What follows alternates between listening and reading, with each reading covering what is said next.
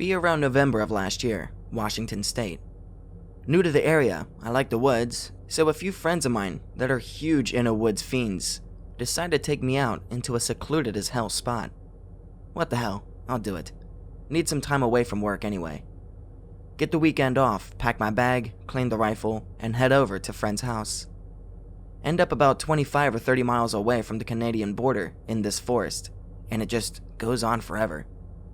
I'm really digging it because my home state doesn't have any shit like this. There's 6 of us and 2 dogs, a Labrador and a Rottweiler. Each person also has either a hunting rifle or a shotgun with a handgun, except me. Park cars on this tiny-ass game warden or border patrol dirt road and hike about 4 miles into the woods. By this time, it's already starting to get a little dark, so we decide to build a fire right off so we can set up tents. 2 of the group and 1 of the dogs go out to gather wood, while the rest of us start setting up the tent. It was one of those huge sodding 6 to 8 person ones. November gets cold up there. Tent is set up in about 15 minutes, and the trio still aren't back. What the fuck, must be fucking low. So we just say screw it and start one from some branches from around the site. Start hearing crashing noises headed our way, like someone running their asses off. The 2 guys come barreling through, wide-eyed as fuck. The dog is nowhere to be seen. They start yammering on about seeing one of the other guys out in the woods acting weird, so they started trying to get close. Every time they would get close though, he would move away. Said at one point, he just disappeared, and then popped up not 10 feet behind them. Also mentioned a really bad rotten meat and spoiled milk smell popping up around them. Tried asking what was up, no answer. And then apparently, he took off just sprinting like Usain Bolt into the woods. Dog takes off after him, barking its head off, and the 2 dudes take off after the dog. Lose both the guy and the dog pretty soon, and the smell starts disappearing as well. Far off, hear a weird screeching, followed by a really loud dog's yelp. Then, the smell comes back with a vengeance, this time with what they described as mad giggling. They nope the fuck out of there and back to the camp. They get really pissed at the dude.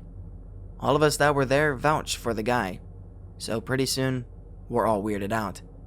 But still think that it's just a really fucked up joke. I say as much, and I get yelled at. Then have, well, where the fuck is the dog then, tossed at me. Fuck. Good point. At this point though, the sun was already well on its way down, so we build the fire up and bring out some Coleman lanterns as well. All of us are huddled around the fire, eating MREs, and our guns are at hand. About 15 minutes after dark, the remaining dog, the Rottweiler, kinda perks up and starts growling. And I mean that really fucking aggressive growl. The smell pops up, and the guys were not wrong about the smell. I have smelled rotten deer carcasses that have smelled fresher. Weird groanings start up, and you can hear branches and leaves cracking out around the perimeter of our camp. Noping intensifies all around. The dog is going ballistic, so one of the guys with a shotgun, let's call him Greg, stands up and fires off 3 rounds of buckshot into the woods. This hellacious screech comes out of the woods and starts moving away from us fast as hell, and the smell goes as well. We wait about an hour, then decide to try and get some sleep with 2 people on guard at all times. First watch is me and another of the guys, Victor. The dog is chilling around the fire as well. 2 hours up, nothing. Wake up Greg and Tom for their turn. Asleep for a little, then wake up to that smell, and Greg is yelling his head off. So we get up and head outside. Greg is looking around the edge of the woods with a spotlight and calling out Tom's name. Ask what happened. They had been sitting there when they heard one of the guys from earlier calling out from the woods. The dog started growling and rushed the spot, and Tom followed after. Dog has went through some bushes and he'd lost him, so Tom followed him into the woods. Greg had been yelling for him when he heard Tom begin to say something before he was cut off. Shit, can't leave him out there. So we all put on some clothes, grab a flashlight or a spot for each person, and our guns and head out. By this time, the smell was everywhere, and it was making most of us rather nauseous. But we kept going because we wanted to find Tom. Find some of his tracks, but lose the trail when they just stop. Literally no other footprints after a while, and none leading back the way he'd come. One of the guys at the back is shining his light around, kinda stops, and makes an "oh shit" noise, then starts yelling, "You fucking dick, we've been worried sick about you."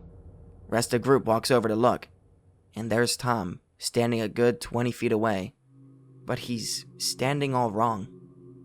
"You okay, buddy? You need some help?" Just stands there deadpan, then slowly nods yes. A few of us walk over and put an arm around his shoulders to kinda support him. We notice he reeks. "What the fuck, dude? We haven't even been out here for a full day." Laughs abound, except from him. Think nothing of it, except worry that maybe he fell and hit his head.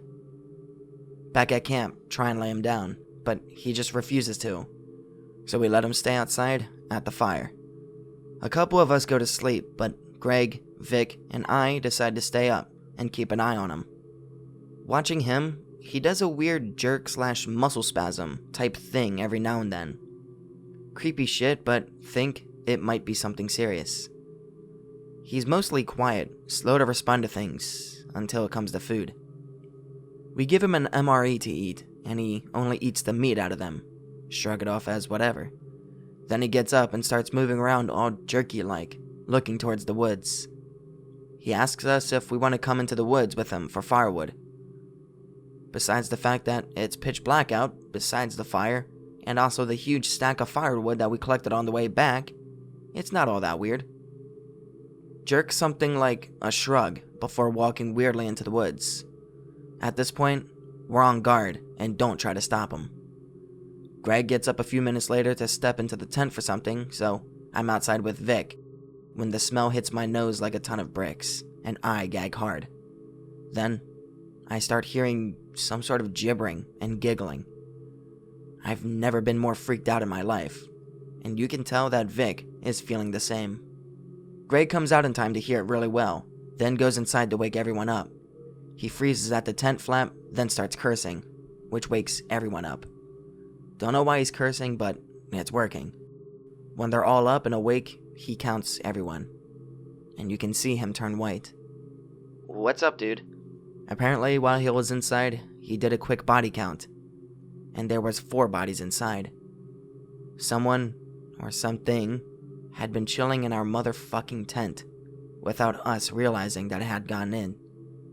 Shit bricks, and shit them hard. Then everyone starts asking where Tom is. At this time, the gibbering gets louder, and you can hear a bunch of shit moving through the woods. We hear Tom's voice calling at us from the woods to come help him, but it's all off-key, and every now and then, he would start giggling. We build the fire up and sit around it with all the lanterns on full and weapons at hand until the sun starts coming up. Soon as it's up enough to see, we put the fire out, pack our stuff, and make for the vehicles. On the path back, we find the 2 dogs. One impaled on a snapped pine. The other one with its neck snapped and twisted around. We start hearing the giggling and the smell returns. So we start noping hard back for the car. We get there and there's scratches all over them. Most of the windows are smashed out and the seats are ripped to shreds. Whatever, that shit ain't important. We just need these babies to run. Toss keys into ignition and hear the sweet, glorious sound of an internal combustion engine start up. Toss shit in, get in, and we speed out of there. Don't talk about it for a few months. And most of us don't even admit that it happened. One of the guys with us told me later that he'd seen Tom at the edge of the woods, just staring at us as we left. And apparently, he had this creepy fucking grin on his face. And I believe him. I know that I'll never go camping that far away again without at least a lot more people than 6.